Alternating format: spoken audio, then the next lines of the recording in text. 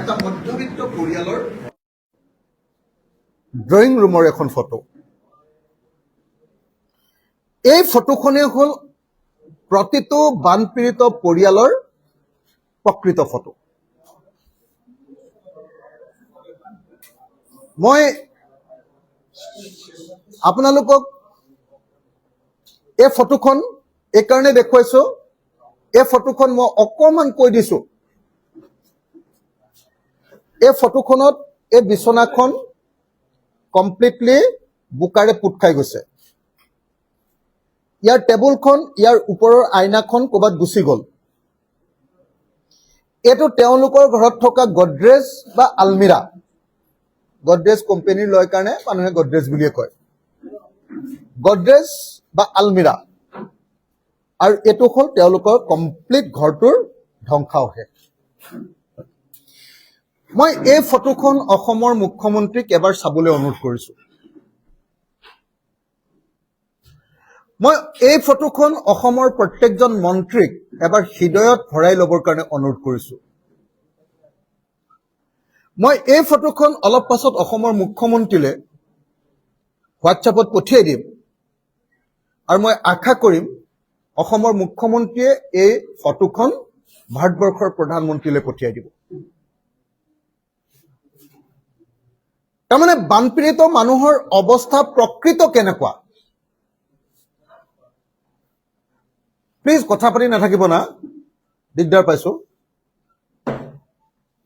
বানপীড়িত মানুহৰ অৱস্থা কেনেকুৱা?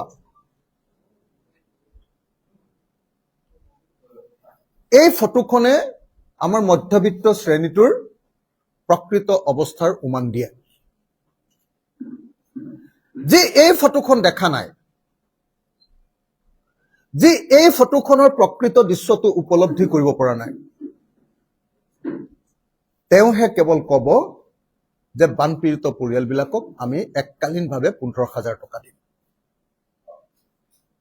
মই অসমৰ মুখ্যমন্ত্ৰীক বাৰম্বাৰ কৈ আছো যে মুখ্যমন্ত্ৰী ডাঙৰীয়া, আমাৰ প্ৰতিটো বানপীড়িত পৰিয়ালৰ কাৰণে 10 লাখ টকাৰ এককালীন ক্ষতিপূৰণ দিয়ক। মোৰ সমষ্টিত 10 লাখ টকাৰ এককালীন ক্ষতিপূৰণ যদি দিয়ে, মই সৰ্বোচ্চ 40,000 মানুহ পৰিয়াল ক্ষতিগ্ৰস্ত হৈছে বুলি ধৰিছো। 40,000 পৰিয়াল, 40,000 পৰিয়াল ক্ষতিগ্ৰস্ত হলে কি হ'ব? 4,000 কোটি টকা মোৰ সমষ্টিত লাগিব। 4,000 কোটি টকা। মই ভাবো যে ভাৰত চৰকাৰ আৰু অসম চৰকাৰৰ কাৰণে এটা সমষ্টিৰ 40,000 পৰিয়ালৰ কাৰণে 4,000 কোটি টকাটো তেনেই সামান্য টকা। তেনেকৈ নাজিৰা সমষ্টিত মানুহবিলাকৰ অৱস্থা আমাতকৈ বেয়া। তাতো যিমান পৰিয়ালৰ ক্ষতিগ্ৰস্ত হৈছে সকলোকে 10 লাখ টকাকে। চৰাইদেউ সমষ্টিৰ মানুহবিলাকৰ তেনেকুৱা বেয়া, 10 লাখ টকাকে। মৰিয়নি সমষ্টিৰ মানুহবিলাকৰ এনেকুৱা অৱস্থা, 10 লাখ টকাকে। যিমান সমষ্টি আছে মই নামবিলাক ক'লে থাকি যাব।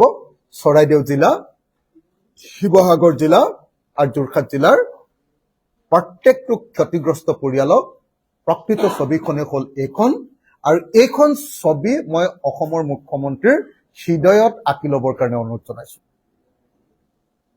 মই দেখিছো যে অসমৰ মুখ্যমন্ত্ৰীয়ে বানপীড়িতৰ লগত খুব ভদ্ৰভাৱে কথা পাতিছে।